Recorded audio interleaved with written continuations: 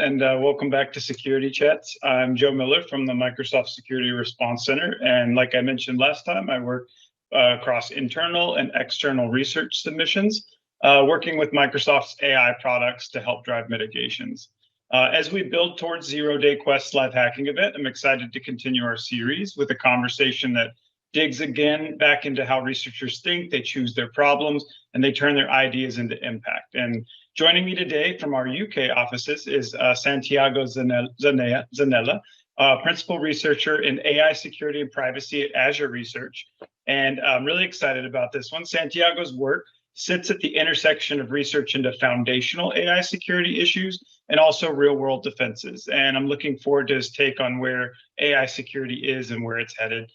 In addition to regularly supporting the MSRC's research effort, Santiago is also consistently publishing research to enhance the broader AI security community. So his insights should be make for a really great conversation. So while we talk, I'm going to leave it on our resources slides like last time so that there's links to past sessions, bounty info, and more. And for those tuning in, like Lynn mentioned, feel free to add questions as we go. There will be some time at the end for Q&A that Santiago will be able to talk about. So Santiago, it's great to see you again, and thanks for being here. To get us started, I'll turn it over. You can just tell us a little bit about your background and your path into AI security and what you do in the space. Yeah, so where to start? I'm originally from Mexico, that's the country I was born in, but I grew up in Argentina, so it seems that we have a lot of researchers from South America, seeing that Esteban Douglas time. So I done most of my research most of my career in Europe, though. So I did my PhD in France, in a beautiful place, very very close to the Côte d'Azur. So I have very fond memories of that.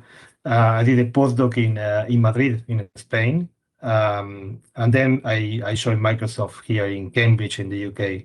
So I joined in today from the UK. I'm a researcher in this organization called Azure Research. It is a relatively young team, young organization. So we report to the CTO of Azure, who is Mark Rosinovich. Some of you may know him. Before that, my team was part of Microsoft Research. That's a more established organization, maybe people are more familiar with. And I've been with Microsoft for more than 10 years, I realize. So it's really time does fly. On a technical note, I'm a computer scientist by training. So I did my undergrad in Argentina in computer science. But I have been doing research on security and privacy for the past 20 years. So I use here the term research in a very broad and comprehensive manner. So including the kind of academic research I have been doing, publishing about, so fundamental academic research, but also vulnerability research, which is adjacent, and sometimes I wander also into the sidelines and go into vulnerability research, security research, which is what brings us all here today. So how did I get into security research or vulnerability research? So I follow this traditional academic path, starting from undergrad degree in computer science, a PhD, postdoc, and then Microsoft Research. I've done research in many areas, from programming language theory, very abstract things like formal methods, program verification, cryptography, and lately on machine learning and AI. So always with the security or at least privacy angle. So I think that what got me interested into security in the first place is understanding how systems work. When you take this mathematical perspective on systems, then you realize that people make a lot of assumptions about how the systems are deployed in practice, how they work, and so you discover all sorts of ways of breaking those assumptions and attacking the systems. That's a bit of the high-level picture of how I got into this. Very cool. It's really interesting. You have an extremely strong academic background. And one of the things I've noticed from a lot of our early submissions in the AI space where I work is we have a disproportionate amount of submitters from academia right now versus industry. And so I think that's interesting, and I wonder if it kind of lends itself in the early stages of a new security lane for academic research versus maybe professional security researchers and things like that. So that's interesting. I'm curious what you're working on right now. What excites you right now in your research, and kind of what's your big project that you have underway currently? So lots of things. So the summer is the time of the year where we host a lot of amazing interns. So we just wrap up chips on AI security, and I still co-supervising one remotely with the. So that give me a lot of opportunity to interact with very enthusiastic and young and amazing researchers. So I cannot tell much about those internships because it's bleeding edge research, really. But so the general overarching theme of the research is on finding ways of securing AI systems. So we know how to attack them. We know that they can be attacked. So we're trying to find more fundamental ways of securing them that go a bit beyond what people have been doing lately. So rather than having layers of probabilistic defenses that try to stop things like prompt injection attacks, so we have a probabilistic AI classifier that's a first. It's a good first approximation of stopping naive or attacks that are not very sophisticated, but in the end, sophisticated, motivated attacker will get through those layers of defenses.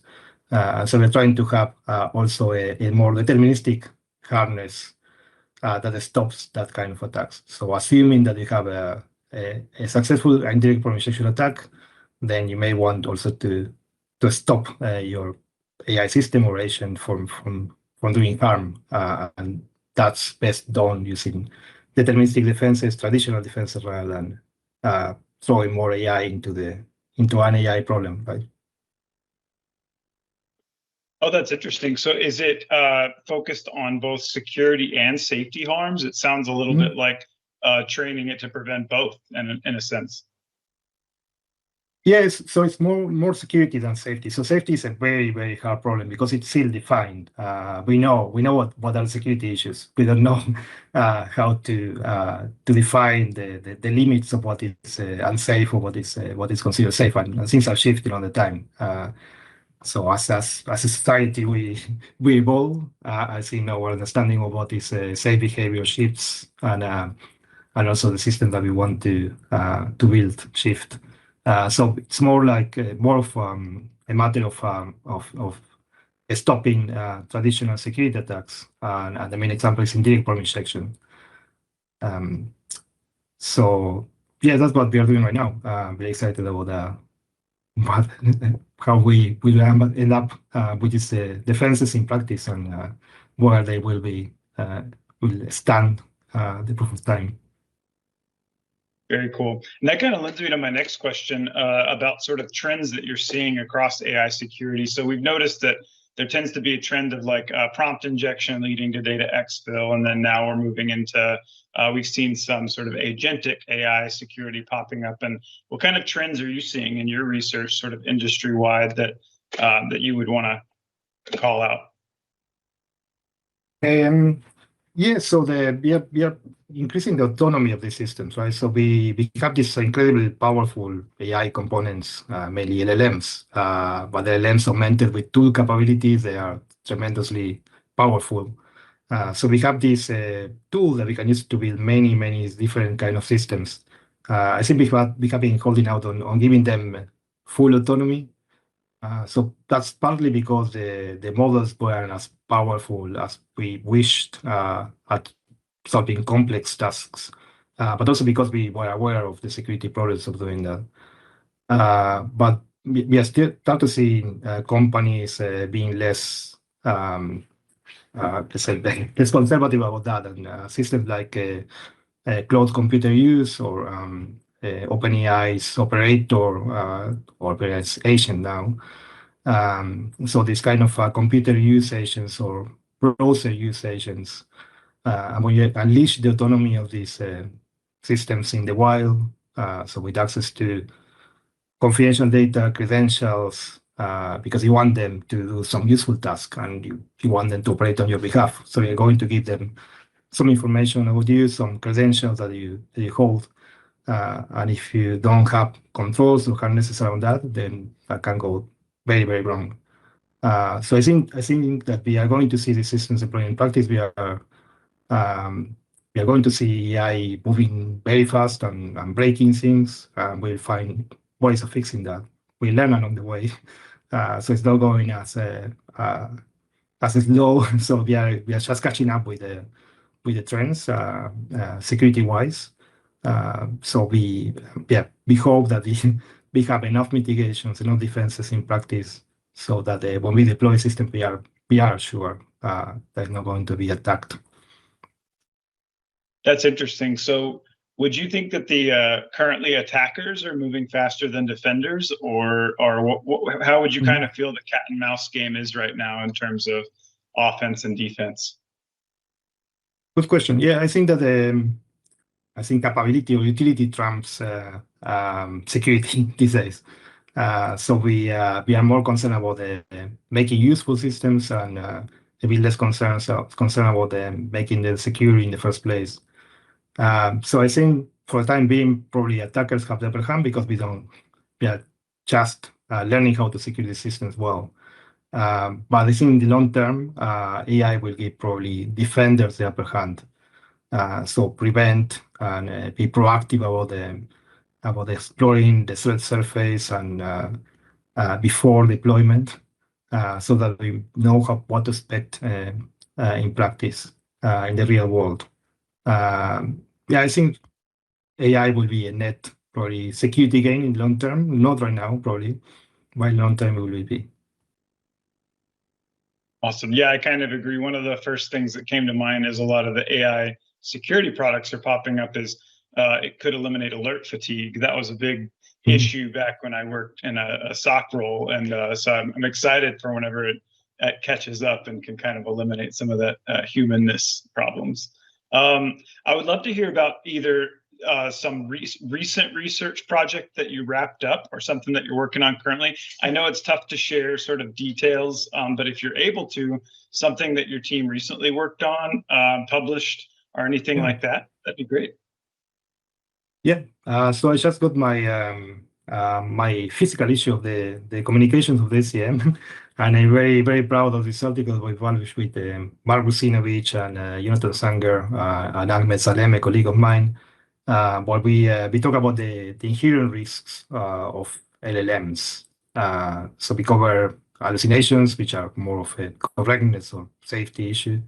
Same for jailbreaks, and also prompt injection attacks, which are a security issue. And so I'm working actively on that topic on designing defenses against the indirect prompt injection attacks. So we have a preprint, an archive paper. Probably can share the link. We can share the link later. Proposing a deterministic defense against indirect prompt injection attacks. And if you're familiar with Simon Willison's log, it's a person I have a lot of respect for. And so he has a blog, and he has a series of blog posts on indirect prompt injection attacks. And he very early, I think 2023, he proposed this a design pattern called the dual-LLM. So of course, you know that there's the problem with the separation between data and instructions in LLMs. It's a problem that cannot be solved unless you restrict what the LLMs can do drastically and make them much less useful. So we are stuck with this architecture, like transformers that mix up instructions and data. So once we have that inherent mix up and the impossibility of separation between the two channels, then there are very few things that you can do. So you have to work around the LLMs rather than trying to see what happens inside the LLM. So you treat them as black boxes, opaque boxes. And so he proposes this dual-LLM pattern where you have on one way a privileged LLM, which is used for planning and deciding which tools to call, for instance, which actions to take. Separately, you have a quarantined LLM, which is used to extract information from untrusted data. So it turns out that this is quite powerful and it stops a lot of indirect primary section attacks already. But we can go a bit further than that. And we do that in that paper. So what we do is we still have this quarantine LLM, the privileged LLM that does the planning, but we track information flow through the agentic system. So meaning that every time your tool ingests some data, every time you read some data from the world, you assign a label to it. So either the tool gives it to you, or you have to write a wrapper that does it. So if you are reading, let's say, browsing the web, the public web, and you don't trust the website, then you will consider that information as untrusted. It turns out that you can propagate this label. So once you have a data in your context that is untrusted, then you can propagate everything that is tainted by this information. So you put in the prompt of an LLM, you have to consider that the output is also labeled as untrusted. If you do that, then you can enforce security policies and say maybe you have a tool that does a bank transaction, so you don't want that tool to be influenced by untrusted data. So you only allow the agent to call that tool if the context is fully trusted. You can have also policies for enforcing or preventing data exfiltration. So saying that if you consume confidential data, then you're not going to be able to call certain tools like sending emails to external senders, external recipients, things like that. So this is what people propose in the paper. So taking the dual LLM decide pattern and augmenting that with information flow control. That's super interesting. Is it out of curiosity? Is this super token intensive? Is it fairly efficient, or yeah? What's your take on that? I know that's been a problem for some other solutions in the past. It's just been that it was pretty token intensive. Yeah. Great questions. Yeah, so there's one technique that we use, which is already part of the design of the dual LLM pattern, which is we call it variable passing. So whenever you get a tool result, rather than letting that result get into the context of the agent, you can put it in a variable. So pretty much like a programming language. So you store in the memory of the orchestrator. And then the planner can refer to the variable. It can pass it to other tool calls. It can pass it to the quarantine LLM to extract some information. And in that way, you don't expose the agent to that data directly. And that has some implications for token usage, because if you're using variables and maybe a result that can be several thousands of tokens long, then you have all those savings. On the other hand, because you have this extra tool calls to quarantine LLMs and for maybe expanding variables, then those tools also increase the token usage. So we are finding ways of optimizing token usage.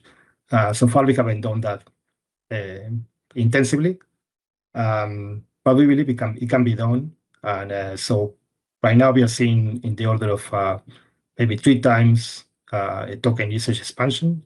So we use 3 times more tokens than in a basic planner that doesn't have any of these defenses. But it can be brought down by saying that we can probably get within a 10% overhead, something possible. Excellent, thank you.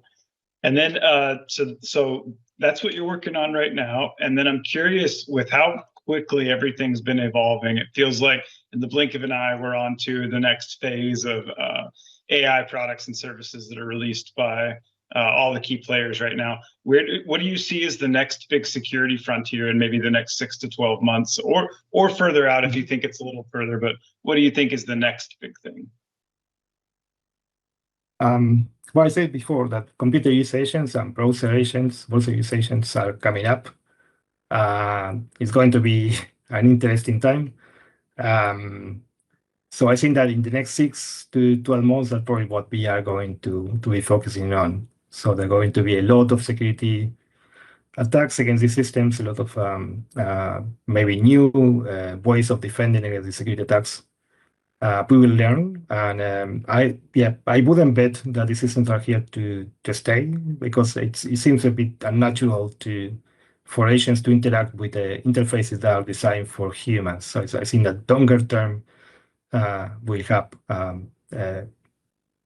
user agents or process agents or computer agents using other interfaces that are not designed for humans, are designed for LLMs. We are still not there, but of course, major websites and major services are all going to design APIs that are better fitted for agents. But if you want the agent to use your computer in the same way as you, maybe there is no other way, right? Maybe for some applications, you will be using these agents. Absolutely, yeah. And so kind of thinking about this is a lot of really great information. And one of the most common things we get asked is, how do they get started in this? So we have sort of two schools of thought. We have traditional security researchers that maybe work in web app pen testing or identity or something, and they want to get into AI research, but they don't necessarily know where to start. And maybe they're a 10-year veteran. And then we also have a group that is brand new to research, and they're just really excited to work on a disruptive technology. So there's a big question, but sort of what would you recommend for people wanting to get started in this space? Maybe both for your seasoned professional and also for people that are just wanting to get curious. Very good question. Yes. So I think there's no better time than now to start getting started in AI security. I'm learning on the way all the time. So I think that I'm also at a disadvantage compared to young researchers who are just starting. So it's a very good time to get started in this. Of course, Microsoft Zero-Day Quests is also a great initiative, and we are seeing also other initiatives from other companies and even security institutes, national security institutes. So there are lots of great resources there. So I myself do enjoy participating in CTFs or challenges around AI security. So we organized one of our own at the end of last year, beginning of this year. It was more for academic CTF. So it was submitted to an academic a competition track of an academic conference, but it was open to the general public. We did that in collaboration with the MSRC, the Microsoft Security Response Center. It was a competition around indirect prompt injection attacks, so we call it LL mail inject. It was a mail application mailing or like an Outlook agent, you can think of it. So we gave the attacker the possibility of injecting messages into the inbox of the user, and then based on that, bypassing defenses, a series of defenses that we put on top, including probabilistic defenses and some other more sophisticated defenses. And I think the lesson that we learned from that is that these things all of the defenses were broken eventually. So some were more successful than others. But yeah, we learned a lot of great lessons from the competition. So similar competitions. So I participated in the Grace One Arena. So this a series of challenges designed in cooperation with the AI labs, but also safety or security institutes like the UK AI Security Institute. And they have a lot of very cool challenges. So if people want to learn, that's a great place to start. So you learn the fundamentals of how to attack AI systems. You may not learn how the systems are deployed in practice. Of course, it's a scenario in the CTF scenario, but you can get a very good kind of how things can be attacked. Also very similar to that one, Gandalf, Lakera Gandalf's challenges are also a bit less sophisticated, although they have this, they announced it today, a new Asian breaking challenge that I'm very excited about. So I participated in the beta testing of that system. It's also a great place to start. Also, designing collaboration with the UK AI Security Institute. And going beyond CTFs, I encourage you to read this blog. So there's Simon Willison's blog is a great resource. He realized very early about the problem with the problem injection attacks. And he has a series going back to 2023 describing a lot of attacks and defenses and maybe ways of mitigating them. Also in the same style, I think that Esteban also mentioned that you have Rexberger's blog. His nickname is Wunderpussy. He has been running this through August. He had a series of blog posts once a day. He called that the month of AI bugs. Also extremely interesting. Also a very, very good picture of what is out there and all the kind of attacks that people have tried in practice. That's awesome. That's a lot of really great information. We'll make sure for everybody watching, we'll share these links in the chat as well, and they'll be available in the YouTube link as well. So we will make sure that all of this information is kind of captured as really solid resources. And yeah, that's really great information. And we've noticed too that there's a lot of it's a great opportunity for pioneering right now in this space. A lot of the same names are popping up, a lot of the same resources and blogs. And so it's a great opportunity for researchers to get involved, just because you can, build profile right now. It's a good place to be to sort of be one of the first in the area. And yeah, I've noticed a lot of new CTFs popping up, as well as hack the box lanes and things like that. So it seems like more and more content is available for all skill levels, which is really nice. And you had shared the Gandalf site with me before, and I played around with it, and I thought I lost 3 hours of my life just playing in there and having a good time. So it's very approachable for just about anybody. And so, yeah, so that was just my thoughts on that. My last kind of question that I'll have before I can open it up for Q&A, if we have any, is what's the hardest part about defending AI systems compared to traditional software? In my opinion, we've noticed that the sort of probabilistic, deterministic nature has made it tricky to reproduce issues sometimes, and made it a little bit of a challenge from the mitigation standpoint. But I'd be curious, from your point of view, what's the biggest challenge compared to the two?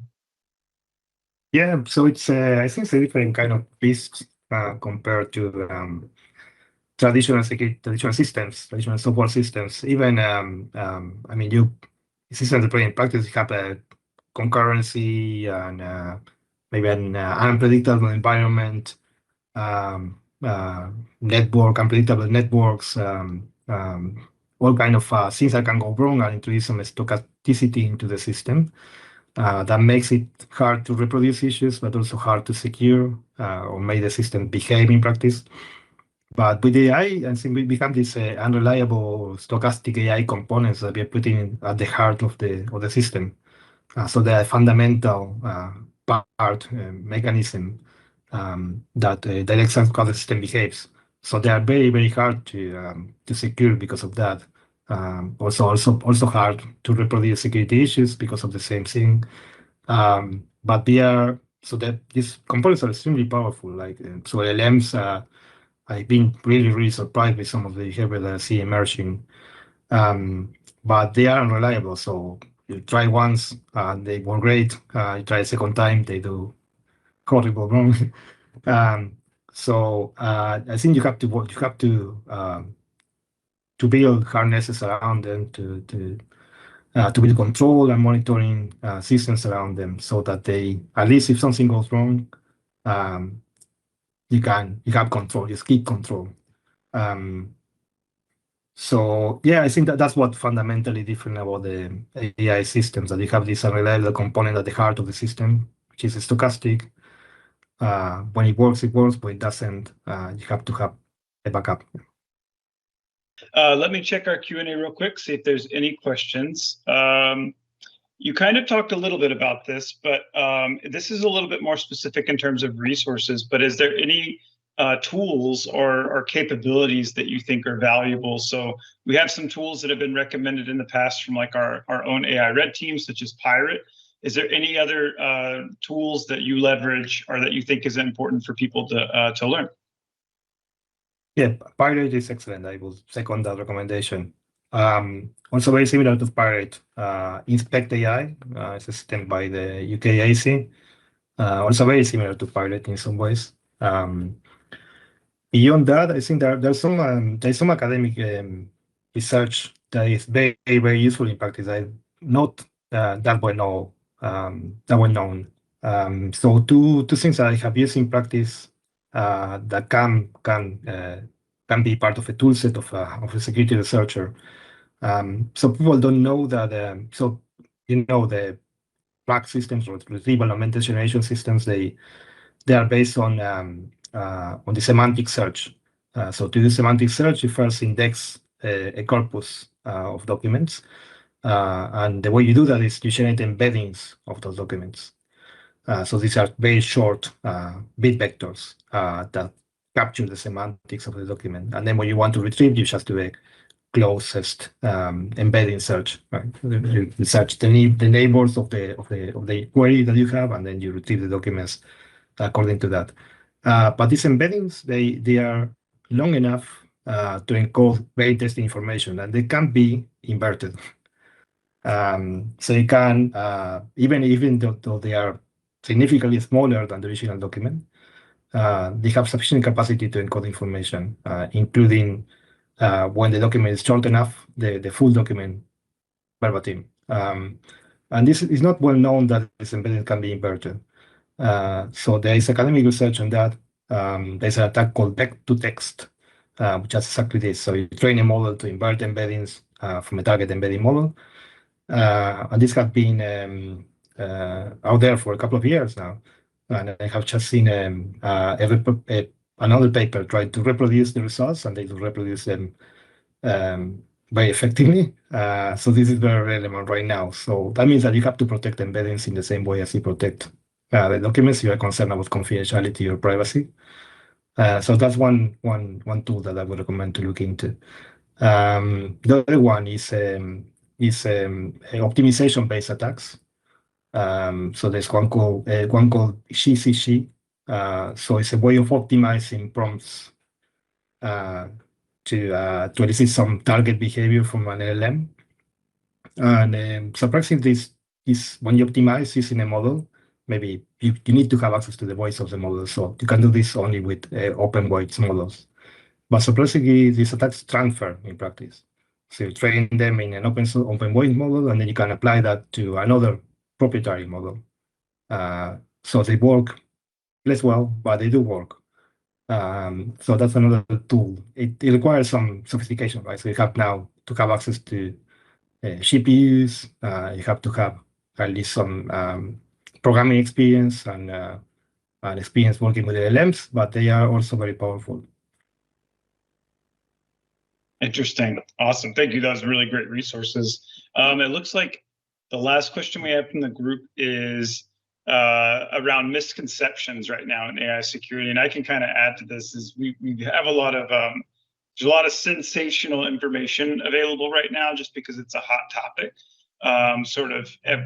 Every sort of blog that possibly can adds AI security onto it. And are there any big misconceptions that you would want to kind of clear up around AI security right now that most people kind of maybe misunderstand? Yes, absolutely. So I think that the idea that it is possible to solve security issues like prompt injection, throwing more AI into the problem, that I think that's deeply ingrained, and people hope that at some point we will have this separation between instructions and data, or infallible classifiers that will be incredibly difficult for attackers to bypass.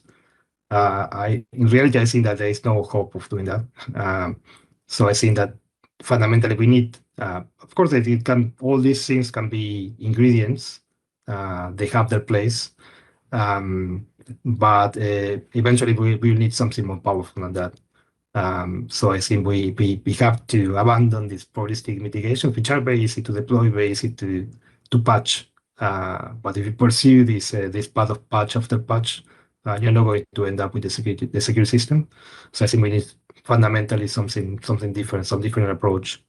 And I have a lot of hope in these deterministic harnesses in information flow control or the things like the dual-LLM pattern. So there's our paper. There's also a paper by Google in mind, very similar. There are also other academic papers. I think this is a trend that I've seen. So people realizing that the probabilistic mitigations are not enough, and then starting looking at other approaches. Excellent. Yeah, I was just going to say the misconception you mentioned. You're already working on a solution, so that's that you're already doing research in that area. So that's really great. Well, that's all the questions that we have. Santiago, I'd love to turn it over to you for any closing thoughts, anything that you want to wrap with, and then we can hand it back over to Lynn for some closing information. So, Santiago, I'll give it to you for some closing thoughts. Thank you. So I encourage everybody, even if maybe you don't have programming experience, there's very low effort involving to getting involved into AI security these days. So it's a great time to start, and Sales AI Quest is a great initiative to do that.